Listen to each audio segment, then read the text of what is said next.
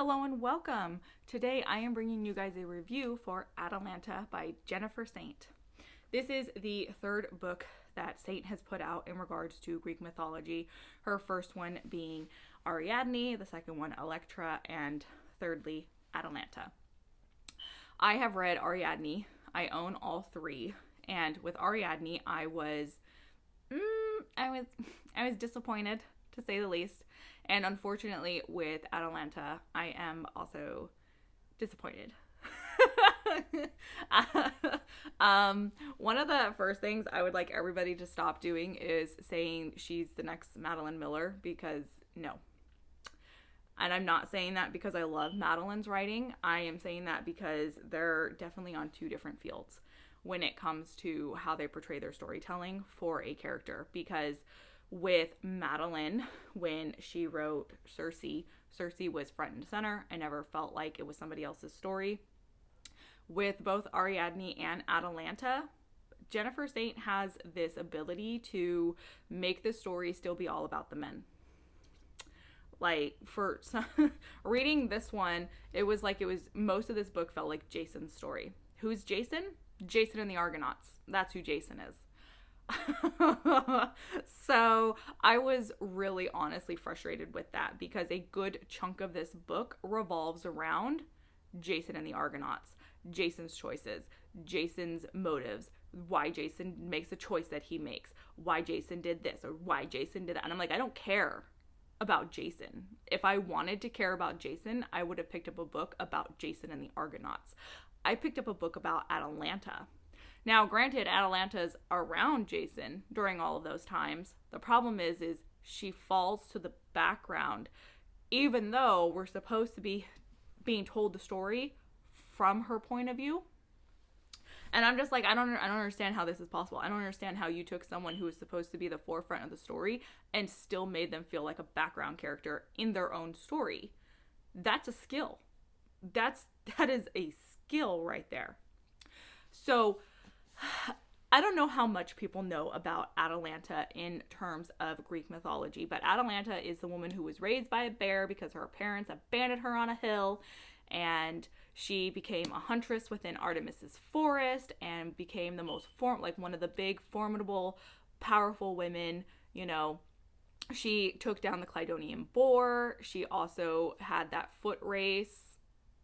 So she does have her own tales, and she is known for being strong and powerful, a woman not to be trifled with, and none of that was present in this story at all.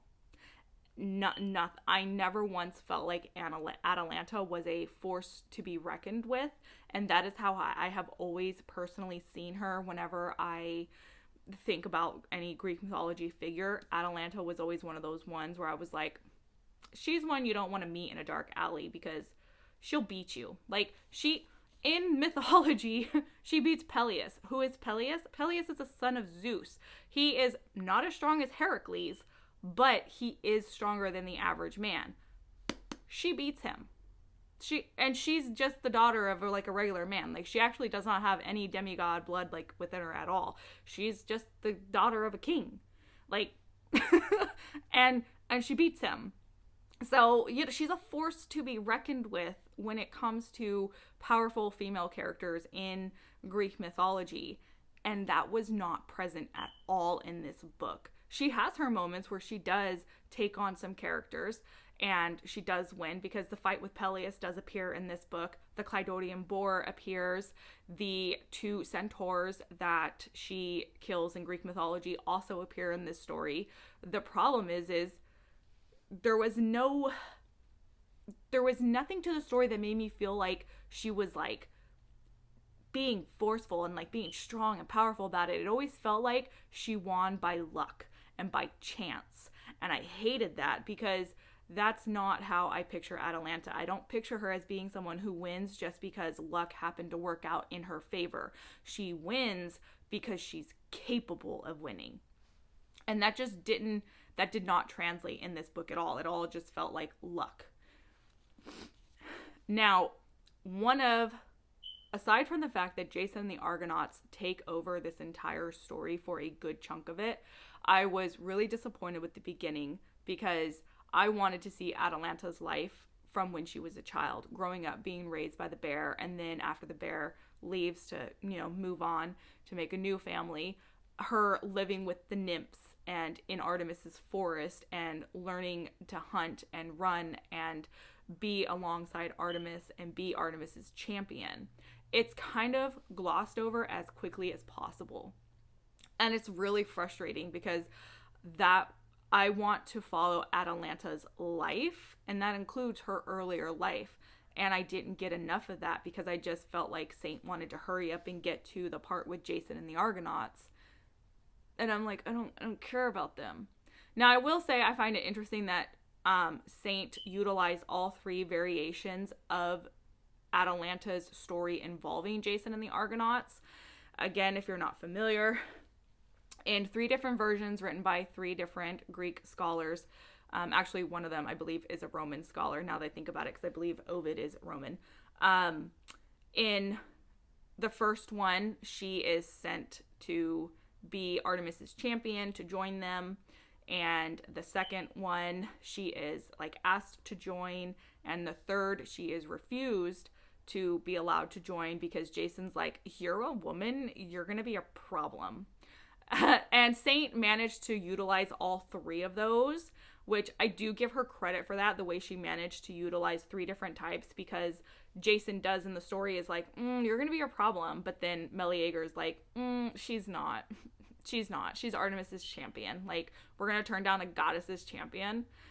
And so she does end up joining. So I do give Saint credit for that on how she managed to take three different versions of the story and pull them together to make it sound like one unified story on how Atalanta joins Jason and the Argonauts. After that, though, I just felt like it dragged. I just felt like it dragged because it felt like it was focused more on Jason and what he was doing and his choices and whatnot, and her just kind of being in the background making commentary why are we still here with this queen? Why is he not coming back? I don't understand what these men like about these women. Sweetheart, you grew up in a forest. That's why you don't understand, okay? So her commentary in the background was just kind of annoying because she felt just so kind of overly naive to the world. And that was a little frustrating because I'm like, while I understand she grew up in a forest, she grew up around nymphs. Let's be for real.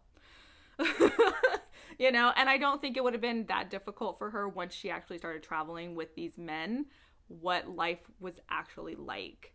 But it just, at times, she just felt so naive, and it was annoying because I'm like, I picture her smarter than that. Then Saint decided to add in the romance. And it's one of those things that you saw happening early on because it involved one of the men from the Argonauts. And I was like, yeah, that man who you have her falling in love with in the original myth, he just wanted to make a baby with her because he's like, I'm a son of Ares. She's a strong, badass woman. Strong baby. He didn't love her. He didn't care about her. He had his own family. She was just something to give him something stronger. But Saint was like, I'm going to make it a love story. And I was like, why are we doing this? And then to make it worse is she made this character seem as if he was a good guy. He was a good guy. And I'm like, he's cheating on his wife. That's not a good guy. And then, after that, she does include the Clydonian boar. She does include that fight. Again, so short-lived because the Clydonian boar doesn't come into play until 80% of the book. 80%. And one of the stories that Atalanta is most known for is taking down the Clydonian boar. Especially if you know the tale and the fact that the boar is sent by Artemis. So she takes down Artemis's boar, and that is one of the big tales that she's known for, and it came in at 80% of the book, and it only lasted a couple of pages, and then it was done. And I was like, and then because it gets more frustrating for me, At the end, she brings in the foot race. Now, what is the foot race? The other tale that Atalanta is known for is the foot race, where her father decides, well, now that you're back home with me, you have to get married. And he has a foot race, and she puts in the terms of whoever can beat me, they get to marry me. And then he adds in, okay, well, whoever loses, they all get to lose their heads. And she's like, oh. So what ends up happening in the original myth is Hipponomy sees her, falls in love with her, and he's like, I want that. And he goes to Aphrodite, and he's like, hey, help me win her. Like, I want to beat her in the race because I want her to be my wife. Okay? And Aphrodite's like, got it. Because her and Artemis, they got their own little feud. And she's like, to take away Artemis's champion? Yeah. So he ends up doing that in this book. Hipponomy does appear. He does end up doing this. But once again, Saint decides, I'm going to make this man actually be a nice guy and not actually a piece of trash who, you know, cheats to win her. They're actually going to be friends. And he's going to be like low-key in love with her. And she's going to be low-key in love with him. And she's going to let him win the race. And I was like, what? We let him win the race because they're friends and they care about each other now. Like, I don't understand why Saint was against the idea of having any bad men in this book. It's weird. It's really weird. I I don't know the direction. Because eventually in the original tale with Hipponomy, eventually she does end up coming to terms and loving him, and they end up breaking some rules and get turned into some lions, which does also appear in this book. Again, with that one though, I think because when it comes to that part of the myth, it's two different gods or goddesses, I'm sorry, that cause, it's actually like up between like 3 of them if I remember correctly, and I think the one that Saint used for this one was pointless. I think she should have used a different one, because the goddess that she uses who puts the final curse upon Atalanta and Hipponomy does not make an appearance throughout the entire book until the very end, and I'm like, this feels stupid. Like, it would have made more sense if a other particular goddess had done it because she felt betrayed by Atalanta.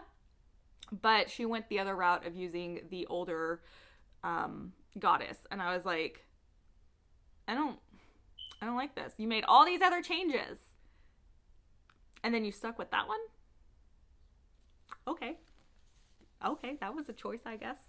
So yeah, overall, I'm not pleased with it, as you guys can see. I give it about a 2.5. The writing is pretty, it is nice, but at the same time, it's also very bland.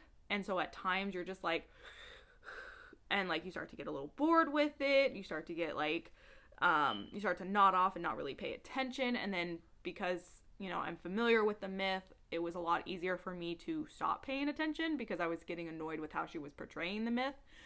And yeah, I kind of was just like, I was listening to the audiobook. Don't do that because you can hear the lady the entire time. So yeah, if you have issues with that, don't listen to the audiobook, okay? I did end up speeding the audiobook up so that I could get through it faster because I was really bored and frustrated and annoyed with it. So yeah, unfortunately, this is another dud for me. I am going to read my copy of Electra still. If that one ends up being a dud, I think I will call it quits with Saint. She does have a Hera book coming out this year, and if I really desperately want to read it, I will get it from the library. But yeah, I'm not digging the way she tells Greek myths around female characters, and most of it is because the women take a backseat to their own story, and it's just weird. So if you've read Atalanta and you enjoyed it, I would love to hear your thoughts on to why you've enjoyed it. If you've also read it and you didn't enjoy it, I would also love to hear why you did not enjoy it. Those are my thoughts. You know, like, subscribe, comment, all of those great things, and I will talk to you guys next time.